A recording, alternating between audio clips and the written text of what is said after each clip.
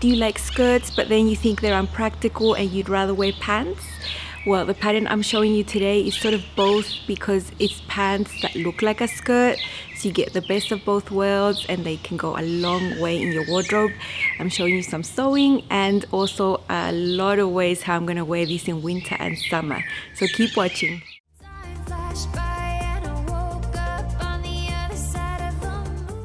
Hi sewing friends, I'm Karina. This is Lifting Pins and Needles, a channel all about sewing, limitless sewing. Welcome back if you're always joining in, and if you're brand new to the channel, you will find a lot of sewing here.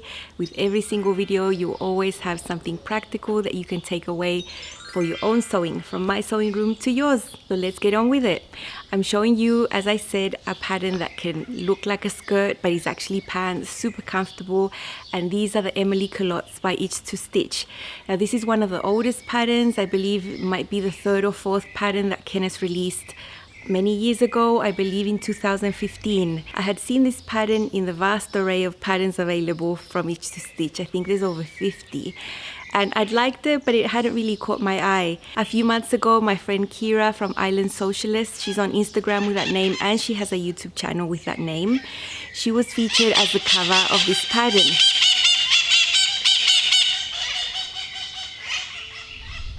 Okay,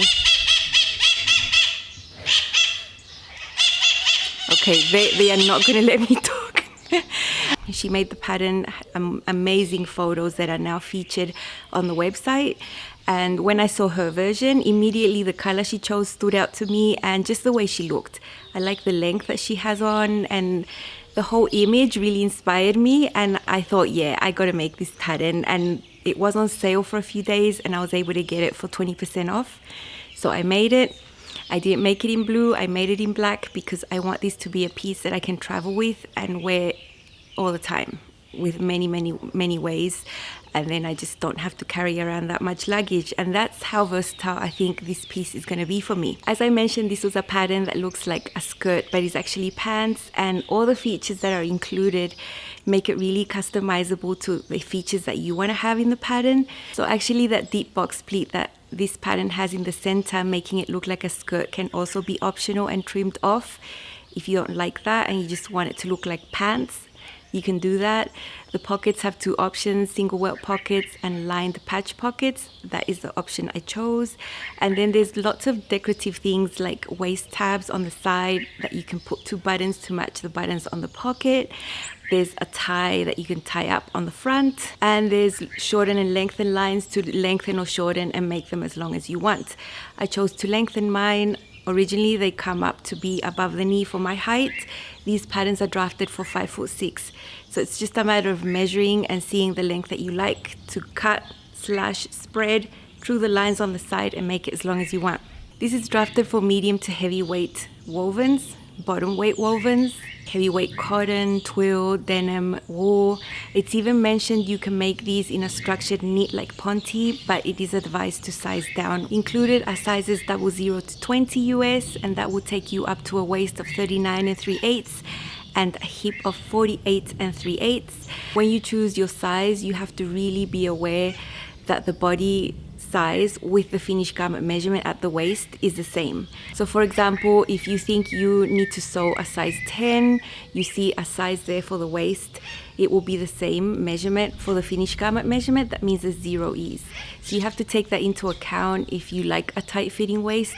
I myself do have a fluctuating waistline due to many reasons, and I'm sure a lot of women do, and I always try to choose a size that will have a finished waist measurement, at least that will give me an inch of ease.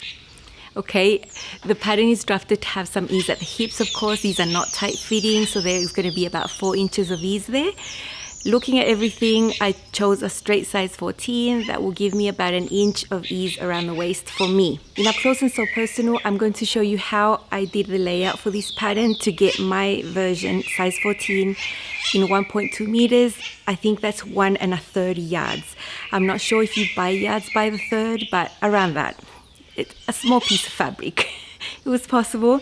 And I'm going to also show you all about these lined pockets that I've chosen to sew. The patch pockets are lined. Super interesting construction technique that I had never done with pockets before and I really enjoyed it, and I'm sharing that with you today.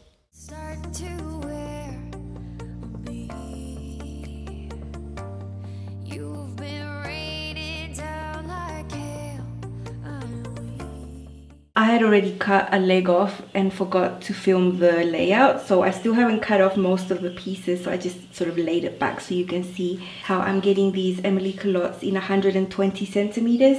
That is the length of the fabric I have there. This is a Rayon twill. The width of the fabric is 150 centimeters. It's like your typical wide fabric. And I did use the shorten and lengthen line to add 3 inches to the length of the legs on both the front and the back. This fabric doesn't have a nap or print or anything, so I have one facing that way, one facing the other. Here I have the pocket piece that I cut twice, and in this area I was able to get my waistbands. They are curved. Now you need to cut 2 of these, or this one 4 actually, because it's not on the fold there. And actually this wasn't going to fit into this area there. Over there I have the little tabs that I cut 4 times, so I'll put one there and then put the other. And because I wasn't able to fit the 4 waistbands or you know, these pieces there, I have them in contrast fabric, which is fine because these are the inner waistbands. They're not going to be seen on the outer, and I think the polka dot looks really cute. If I had needed to cut more, I could have cut one more there, but then for the other one it wouldn't fit. So basically, because I couldn't cut one of these pieces or one of these waistbands, I had to go to the contrast fabric. Otherwise, if I had to do it properly, I would have needed at least 10 more centimeters of the fabric. The pattern had a really interesting way to finish the yokes with the interfacing in a way that you wouldn't need to finish the raw edges there at the bottom. But I have a problem. I have run out of black interfacing. I don't have any more. I have tiny amounts. It wasn't even enough to cover these pieces. So I'm using white interfacing. My main fabric is thick. You're not going to be able to see through that. But I think the finishing that the pattern was recommending was not going to look that nice with the white interfacing. So I'm just doing it the traditional way, and I just fused the pieces on as you normally would. These are the 2 back waistbands, the inner and the outer, and the front waistband or yoke is there in the main fabric, and the inner one. The tabs, you cut 2 of each, so there's 4. One of these is interfaced for each side. And the pockets, I'm doing the patch pocket option on the front, has an interfacing piece that you fuse there, and that creates the facing.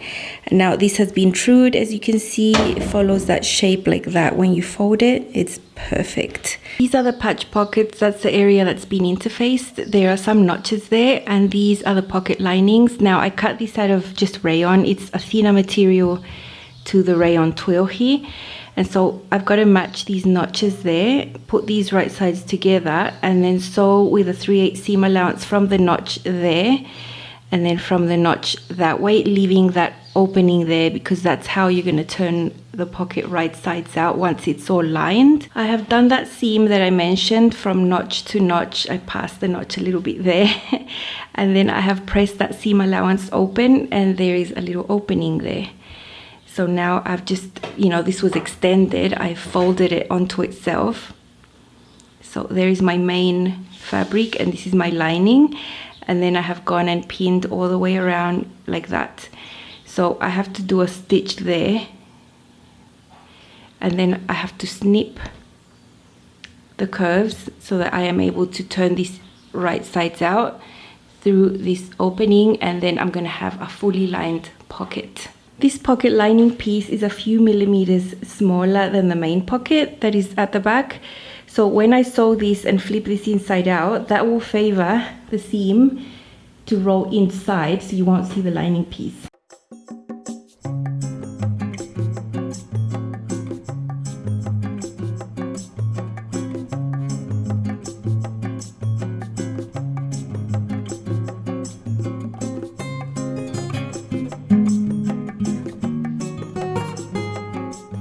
I've done the seam all the way around, and I have done many clips all around this curve.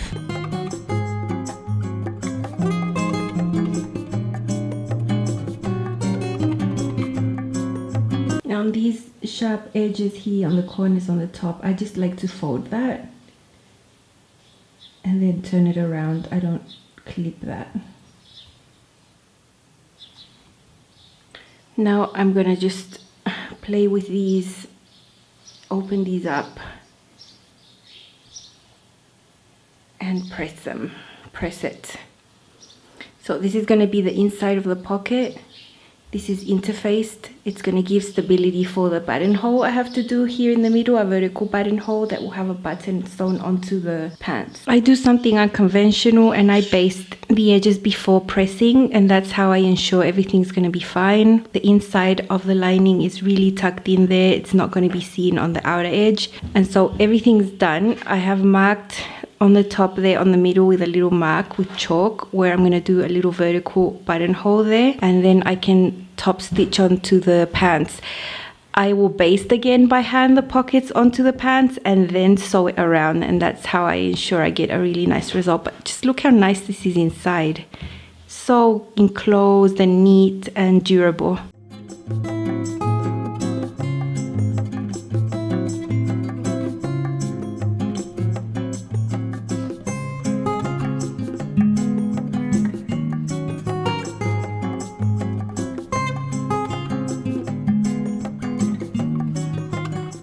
I have the two front pieces together after sewing on the pocket. That's already done, and I've serged and sewn the front crotch curve there with 3/8 of an inch seam allowance, and now there is a mark here for that sort of pleat that there is in the front, so that white line that you see there, and that's where it stops right there. So I just have to sew that and then reinforce that area, and that will form the pleat on the front. Here are my Emily culottes. I made them in black. I chose a Rayon twill. It's a medium weight woven that drapes really nicely and has the weight required. If you can see, it's not a lightweight fabric. This is the front. They are crumpled because if I look at them, they already get crumpled, you know, rayon. And the patch pockets are right there. Now they are functional. They have a buttonhole right there and a button, and I can actually put things in there. As you saw, I lined the inside of the pocket with just typical rayon, not rayon twill. So it's a thinner rayon in there, and everything in there is so neat. Like there's no raw edges of any type. You know, this is gonna last. It's gonna last. And I love this technique. In the future, if I make patch pockets out of delicate fabric like linen, I think I will be adopting this technique and just adapting the pattern pieces to other pockets. Or just simply using these pockets and putting them on other things, you know. This is the center box pleat that it has there, and it's quite deep. So it hides actually the whole crotch area on the front. It's not visible. Because of the style of the drafting, it is a lower crotch. It's not meant to be tight fitting like pants, and I love that. I love that a lot. The original design had a side invisible zipper. So in my own sewing, there are two things that will never be my preference. One of them is an invisible zipper. I think they're flimsy, they break, they're just not good. And whatever brand you buy, they're eventually gonna break, and then your garment, you know, all that work. I prefer regular zippers, and because of my body shape and that I do have a curve from the waist to the hip, I don't like putting a zip in a curved seam. I just don't enjoy how it looks. I would rather have it at the back. I know some people hate zippers at the back and like them on the side, but as I always say, the beauty about sewing is choosing what you like, what you prefer, and sticking to that. And if a pattern has a different thing, you can just change it, you know. This pattern has a 3/8 seam allowance everywhere, and when I cut out my back pattern piece, if I had thought more, which I wasn't, I would have left a bit of a more seam allowance on the area where I was going to put the zipper, you know, because it did have that extra seam allowance on the side that I just chopped off when I was cutting, thinking, oh no, I'm not doing the zipper one, I'm doing it at the back. But when I cut the back, I forgot on the moment. So my zipper insertion on the back is a centered one. The seam allowance behind that is 3/8 of an inch, and it works. You can put a centered zipper insertion with 3/8 of an inch. Not ideal, like you can't see seam allowance behind the zipper, but it still works and it's perfectly acceptable. Although I would have loved to like be thinking a bit more when I cut it out and left a bit more there, but I didn't. As you saw, I used contrast polka dot fabric for my internal waistbands, or yokes as they call them. I think it looks really cool. No one's going to see them. They are soft to the skin. They do assist in providing structure to the waistband, so it's never a bad thing to do internal waistbands with contrast fabric if your main fabric is not enough. This is how the pleat looks inside. The seam there is pressed towards one side. Very easy. I love it. I love these designs, and I actually made one myself that I self-drafted years ago with this feature of the box pleat on the front and the back. This one just has it on the front, but it's perfect. I am now going to do a workout in front of you, and I'm going to try on a bunch of outfits and show you how I'm going to be wearing these. It is hot, it is muggy, it's sort of raining a little bit, but I'm going to do it for you. This is a pleat picture top from Itch to Stitch, and with just some wedges, and this is how I would just go shopping or just wear it in my normal life. Not formal. And I kept the same top, and I put a bomber jacket I made a few years ago. Now this bomber jacket is made out of crepe, so it's not thick at all, but it's enough warmth that I need for my climate, and this would be like a winter look for me. And I have another one that matches this top as well. This is another bomber jacket I made a few years ago, and it also matches the pleat picture top, and I think it looks great with these. I would go out like that and feel really good. Winter look, winter look. Another casual look, and this is how I would just wear to go out to a normal place like the supermarket or whatever. I have a blue cami under there with my polar top from Republique du Chiffon. This is just a light lay I made out of chiffon. This is a way I would dress that would make me feel really comfortable, and I like how this looks. And I've just got some wedges on, nothing fancy. Okay, I am wearing shoes in the mud. Okay, this is a more dressed up way. This is a lace top ready to wear, given to me by my mother-in-law years ago, and I love it. Blue shoes, heels, and I would dress up like this to go to church or somewhere nice with my Emily culottes. They just go with everything, don't they? Now I've got it with my sleeveless Montana shirt from Itch to Stitch that I made in chiffon last year, and it's got tie features. It's sort of cropped, so it sort of matches the culottes. I think I wouldn't wear culottes with something long, you know, and some heels. I have already worn this out like that, and I love how this outfit looks. I felt amazing when I wore it the other day, and this is a win outfit for me. I love it. Some people say that brown tones and black don't go together. I don't believe that. I still wear that. I have this snake print silk cami I made a few years ago that actually has black in the print, so it totally goes with this. And these chunky sandals, like wedges, that are like boots at the same time. And I would totally wear this and feel amazing like this out and about, you know? Okay, that was a workout. I really hope you enjoyed that. It was fun to watch. I have battled the elements, the spiders, the bugs, the heat, the water, but it was fun. And I could have actually matched this up with a bunch of things in my wardrobe, but then I would have been out here all day changing and changing and changing, you know?